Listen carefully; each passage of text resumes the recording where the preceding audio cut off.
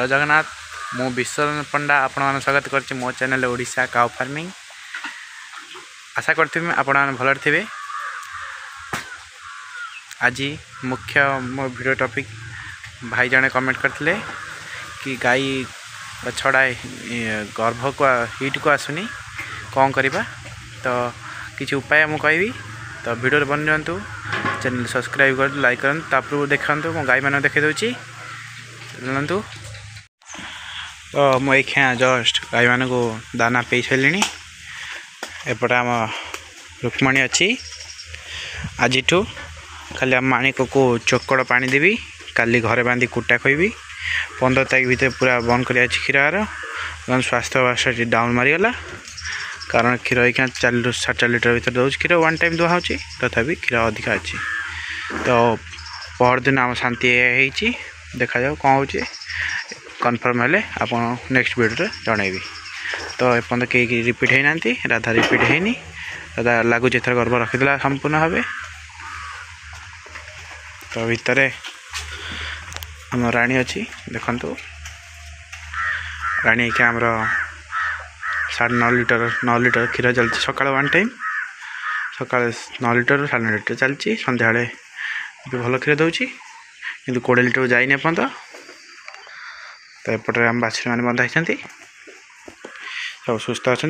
आउ वीडियो बहुत थोड़ा देखा आम श्यामा को चाउ चांद को से बिलर चरिया जाती। तो आम आसिया मुख्य टॉपिक उपर। आम मुख्य टॉपिक होची गाई बा छड़ा हिट को आसुनी किंबा आसूची गर्भ रखुनी, ये समस्या कारण कथा बा। ये समस्या बहुत कारण रही। ये समस्या ऊपर चर्चा कले वीडियोटी लंबा हो जिवो। तेणु आज वीडियो रे आमे गाई बा महिषी छड़ा हिट को आसुनी किपर हिट को आनिबा तापर चर्चा करिबा। तो मु प्रथमे घरोई उपाय रे कहबी। प्रथम घरोई उपाय होउची जायफल, जहाँकि स्क्रीन उपर आप देखि पारथे, जहाँकि खाद्य तैयारी मसला रे व्यवहार करा जाए, जहाँ को आमे राशन दुकान पाई परिबा। तो आमे गाई को किपरि खाइबा को देवा जायफल, प्रथमे आम 8 ରୁ 10 टी जायफल आणंतु।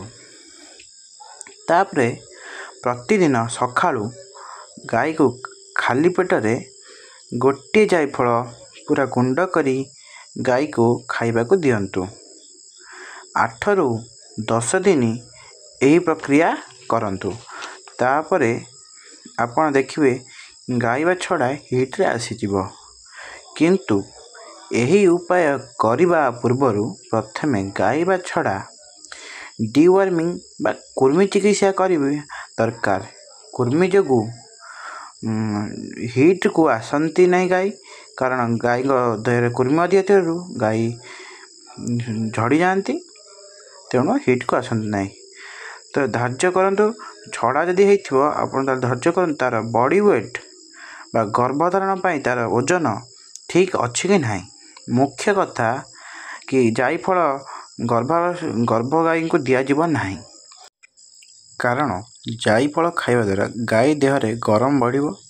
तेणु गर्भ गाई को देले गर्भ गाई आवर्षण होवार संभावना अच्छी।